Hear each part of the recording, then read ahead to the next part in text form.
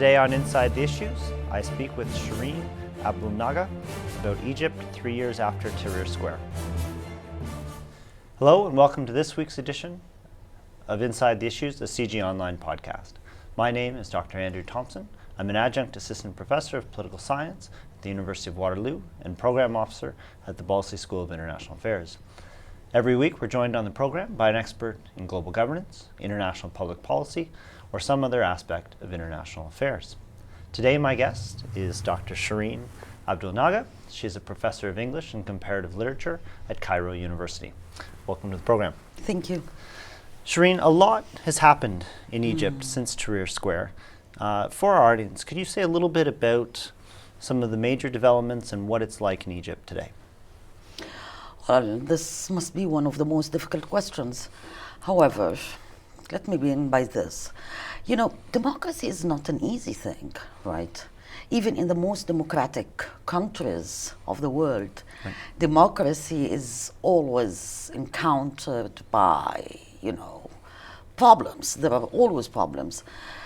So what about a country that has been repressed for 3 decades, at least, right, the 3 ones I witnessed, and all of a sudden you're telling the people you're free, go and start. So democracy is not an easy thing. It was just our naivety when we were there in Tahrir Square that we thought that now we have it all. You can't have democracy and you can't establish a democratic process, a real one, in 18 days. Perhaps this needs 18 years. Right. It needs experience. Even democracy is about experience. You have to experience. And there is, of course, trial and error. So it was not that rosy. And that's why we always go back to the 18 days and we remember that with a grain of salt and nostalgically, both. So many things have happened, you've got the military, then you've got the Muslim Brotherhood, and then again back the military. So it's a process that is very complicated, full of power relations, testing of power relations, yet what remains is the pulse of the street. This is what remains. I mean, if we lose that, then that's it. Still, there are repressive measures. Sometimes they are waged under the cover of Islamism, sometimes under the cover of liberalism, sometimes under the cover of fighting terrorism. These are all repressive measures. Right. The street is always the guiding compass. This is always the guiding compass. And for those people who are most pessimistic, it's very unfortunate that they do not take what happens in the street into consideration. Right. The revolutionaries are still there. The slogan of the revolution, which is "the revolution continues," is still there. That is, it's not over. We still have to fight for the rule of the law. Right. For more commitment to socio-political rights, and most important, economic rights. Right. I mean, it's about economy now. Right. So instead of, we started with politics and then we moved to economy, I think this time we have to start with economy and then move to politics. Right. So this is what it is like now. Everybody is calling for the rights. Many people are against the repressive measures that are taking place under the cover of fighting, let me say, under the umbrella of fighting terrorism.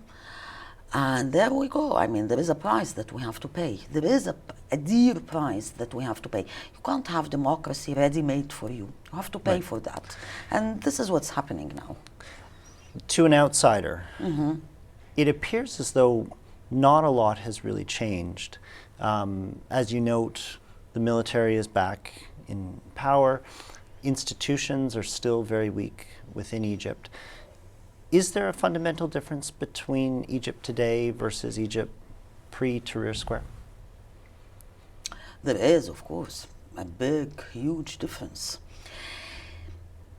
The experience of the people in the street, the fact that people managed to take to the streets, Right. this is one of the most important things. What we call fear barrier. The fear barrier has been demolished and it can't come back. No way. Right. You know, you can't go back to what you were pre-Tahrir Square. So taking to the streets and expressing your opinions, even if things go wrong at some point. Sometimes things go ugly. It happens. But the principle of your right to express your opinion, see? Right. Yet it remains that we have to learn how to accept different opinions. Right. And this is part of the experience of democracy. Sure. This is what democracy is about, isn't it? See? And there is always the third route, you know, that appears like a light at the end of the tunnel. Instead of the extreme polarization, there is always this third route. Not many are taking to that route, right. Yet there are people who are taking to this. Has anything changed? A bit, yes. The political experience, that the people can articulate now what they really want. I believe this is a huge change. If you can really articulate what you really want, and you start thinking how to do it. Right. You know. Great. Well, thank you. I'd love to pick up on this point for the next section. We will be back in a moment with Shreen Abou. You are watching or listening to Inside the Issues, a CG Online podcast. Look for us online at cgonline.org, on Facebook, on YouTube, and on Twitter.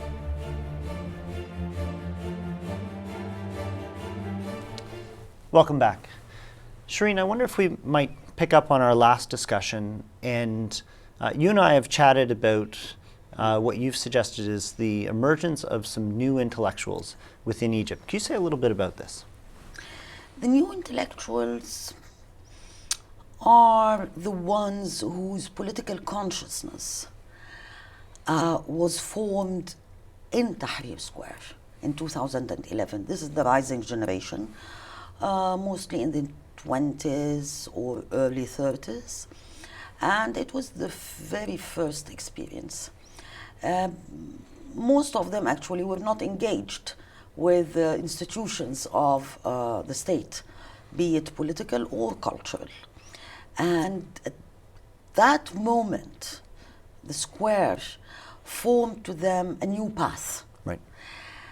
And this is where they formed their vision and consciousness and their rhetoric, and that's important. They became engaged in politics, as they see it, and in culture. Okay. And they declared a complete separation from the institution. They don't believe in the institution.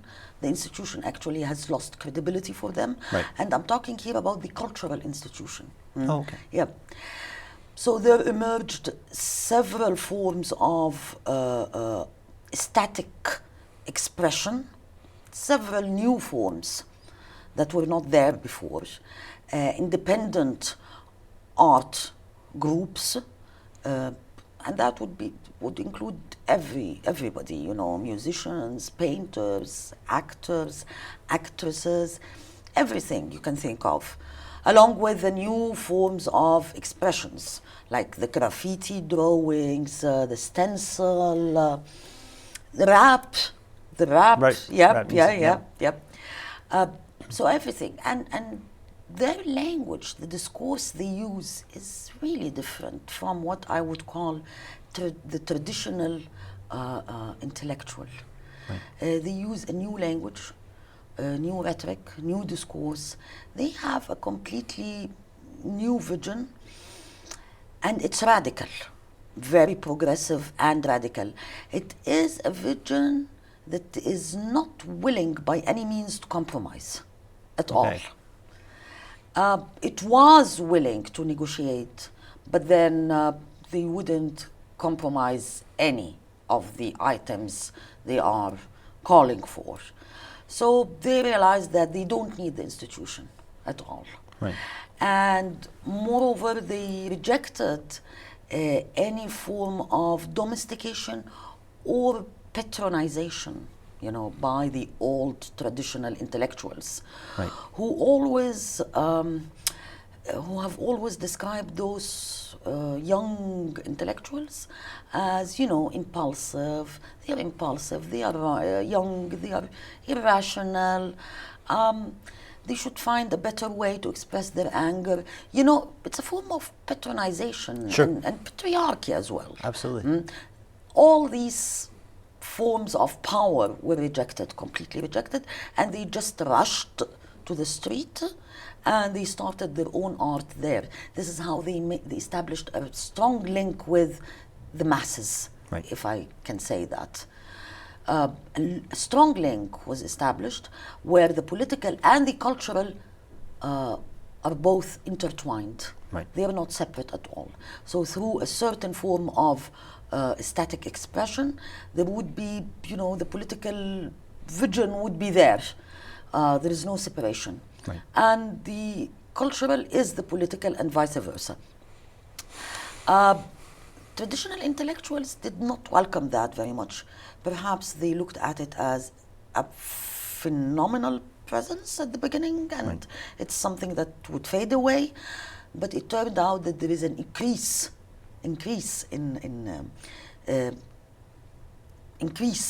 of this phenomena. So it's not a phenomena. Right. Actually, it turned out it's not a phenomena. This is how this generation sees itself. You see. And are those in power, are they listening to the new intellectuals, or are they trying to dismiss them still? No, they're being used. Those in power use the term youth, to sell. Right. All the time it's being used. Oh, we have to integrate the youth. Oh, we have to work with the youth. Oh, we have to listen to the youth. Oh, we need to meet with the youth. See, and that's it. These are just all decorational measures, not functional ones. And apparently this new intellectual realized this soon enough to reject even the institution more. Right. See, so the institution now is just frayed, very old, and just eating itself from inside. And again, I'm talking about the cultural, in particular, about the cultural institution. It's just eating itself. Right. From inside, and it just reproduces, very old forms and using the same old language, and nobody needs that. Nobody Right. needs that. So it's sort of, I wouldn't say conflict, but it's just the old intellectual realized that he has not invested enough Right. in the new intellectual. Excellent. Thank you so much, Shreen. We will be back in a moment with Shreen Abou. You are watching or listening to Inside the Issues, a CG Online podcast. Look for us online at cgonline.org, on Facebook, on YouTube, and on Twitter.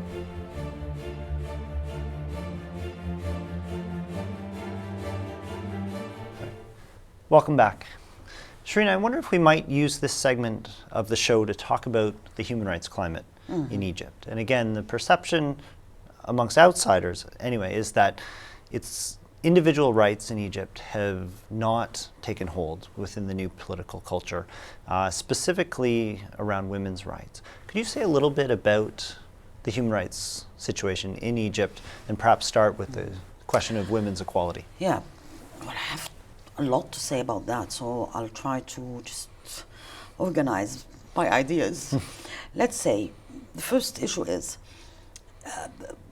women's rights and human rights in Egypt and in the Arab world haven't been that good all the time. Right. Okay, we know there have been so many violations, and maybe there still are many. However, under Mubarak's regime, the West never bothered about that. Right. And this is a very important point with which I have to begin. Sure. Nobody ever bothered about that, and it ended up, in conferences, funding, and all the stuff of the UN and all that. See, actually, it was society that was working on women's rights, and I remember that there was an excellent task force working on the CEDAW, the Convention of Elimination of All Forms of discrimination against women. Okay, because Egypt ratified with 4 reservations, Article 2, 9, 16, 28. Okay, so people actually were working on that, working hard on that. So there has always been an issue there, but nobody bothered. Right. Okay, there was this compromise, stability in return for some violations, and we'll just look at the other side. With Tahrir Square, that moment was utopian. It was Right. utopian, see? And women thought that this is the path to agency, individuality, subjectivity, equality, because the same bullet, went to women as Right. well as men. Sure. So anyway, it turned out that this was another mirage, nothing but a mirage. So women started working on that, and the big challenge was the Constitution, drafting the Constitution. Well, we started, of course, with the scandal of the virginity tests. Right. Yeah, the forced virginity tests, and then the blue bra woman, and then came the sexual harassments, and then came the Constitution. And there were no women almost in the assembly for drafting the Constitution. There were women, but those ones who were chosen by the MB, Right. and you needed other voices. We started fighting for the parliament. The first thing that happened was the women in the parliament rejected implementing or even drafting a law that would criminalize sexual harassment. Right. And women, the harassed women, were held responsible for that. I mean, this could be just an incident, one form of violation, sexual harassment, but this could always be our point of departure in discussing women's rights, because we have to look how society reacted to that. Women yet fought and combated by simply coming out and writing testimonies. See, at that point, we started lobbying, and this marginal discourse started to, attract many other players when society realized that, for example, sexual harassment is being used as a political weapon. Right. See, and women were not deterred from going back to the streets.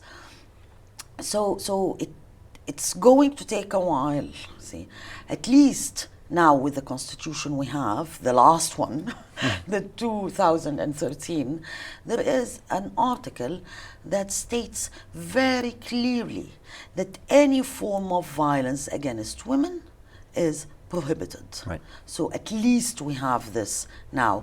As for equality in wages and education and all that, it was never an issue. Right. Because it has always been there. Right. It's not like the West. I remember Angela Merkel a month ago or something announced that finally women and men are going to be equal in wages. I mean, we never had that issue. See, yet it remains about rights in that are linked to the private sphere. Sure. See.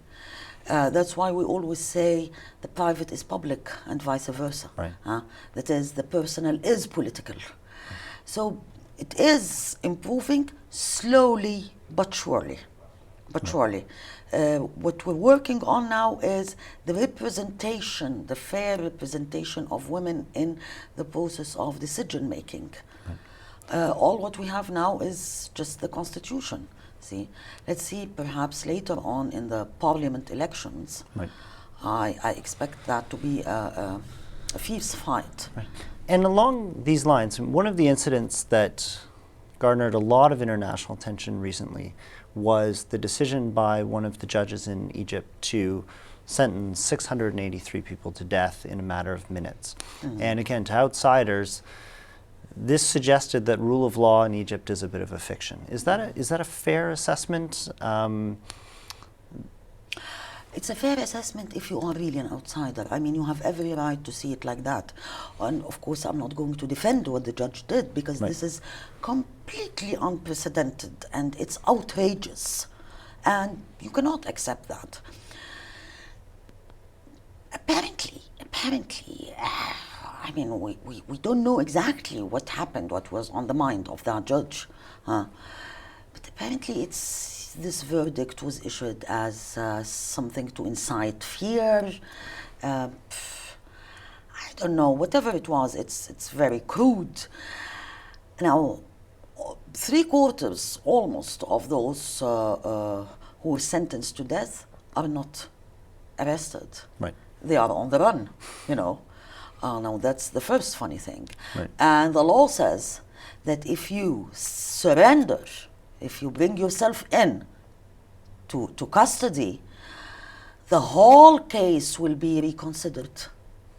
Interesting. Yes, that's the first thing.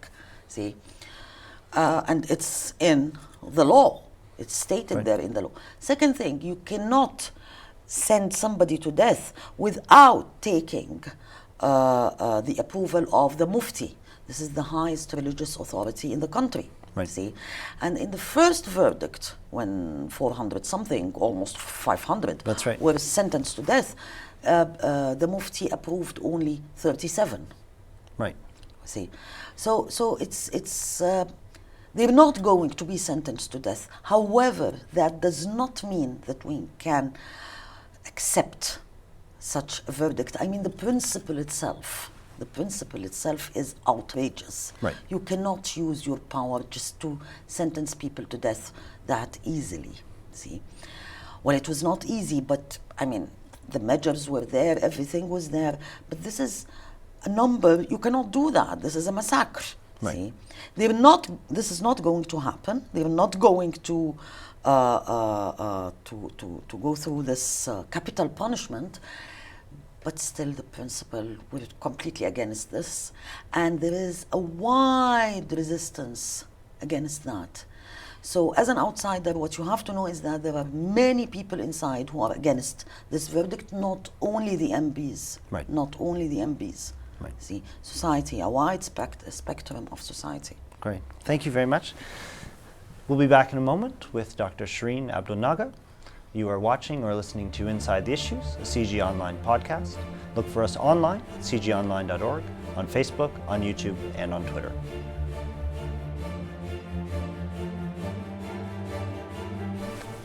Welcome back to the program. Shreen, I wonder if we could end the show by talking about what lies ahead for Egypt. In your assessment, today, has the revolution stalled? In spite of everything, I'm optimistic. Okay. I'm optimistic, not naively, but Right. actually looking at reality. And as we said at the very beginning, the very first segment, the positive thing now is that society knows how to articulate its demands. Right. With a rising generation who has witnessed many dying, many shot, many imprisoned. With this generation, so let's say 10, 15 years from now, I'm sure there will be a different Egypt. Because by that time, the experience of this generation would have matured. Right. See, and they would have developed the skills, strategies, and discourse with which to encounter all the repressions we are witnessing now. So I trust in the future. Well, I'm a person who always looks ahead. You know, I never look back. Not that let bygones be bygones. No, Sure. no. There is accountability and responsibility. But I'm looking ahead all the time, and I always say, we just lost this round. We have not lost the revolution. Right. It's just this round, we have lost it.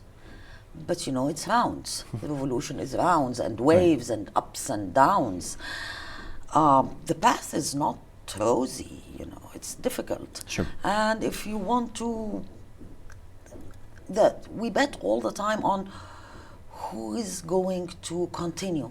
And we believe that the revolution continues. Sure. It should continue. Otherwise, let's forget about all the 3 past years and let's consider we are in 2010. See, so it will continue, but through a new vision, not the vision of those in power now. Definitely not. They are, they are as if somebody is pulling them to the past. Huh? They don't have this courage to put their foot ahead, Right. to risk, to venture new ways, new methods. They want everything that is secure, Sure. where you know what the outcomes are. Well, we need something different. Sure. We need to take the risk. Yes, take the risk. Let's go protest, and we might go to jail. It's okay. It happens. I mean, look at how many thousands now Right. are imprisoned. Okay, whether MBs or not. With the rising generation, this discourse of polarization is definitely going to disappear at best, and will be alleviated. And this is the worst. I Right. just want it to disappear. So this polarization, and then the concept of democracy. Right. The fact that you're stating a different opinion doesn't mean that I have to take issue with you. See, we have to find somewhere. We have to meet somewhere. We have to meet somewhere with a grain of salt, but we have to meet somewhere if we really want to build. Right. The institution is definitely going to change its own, the way its mind works. The way its mind works now is so old. Oh my God, it's so orthodox. It's so old. It's obsolete. Right. It's really obsolete. We need new blood. We need new blood, and things cannot continue like that. Definitely, there is going to be a new generation, new people, new voices, new blood, new visions. So this is the challenge now. How far can you risk? See, Right. and it remains for the coming government. It remains for me to see how far they can risk, and bring in this new blood. Right. Yeah. Are you hopeful that they will, or do you envision that To an they extent. will retreat? To an extent. They wouldn't have the courage to do that till the end. To an extent. Right. See, they will integrate some young people in a way that wouldn't be threatening to their power. It's all about power. What's happening now is just a conflict over power. See, it's not about MBs or the military. I mean, they are both, as I see it, they are both conflicting over power and control. That's all. And when it comes to a conflict of power, then you're not very much concerned with building. No. See, you're just concerned with the chair. Give me the chair. See, but there is going to be a good future. Not now. Well, I hope I can see that in my lifetime. Great. Thank you so much, Shreen. This has been absolutely fascinating. Thank you. And thank you to our audience for joining us. You've been watching or listening to Inside the Issues, a CG Online podcast. Look for us online at cgonline.org, on Facebook, on YouTube, and on Twitter.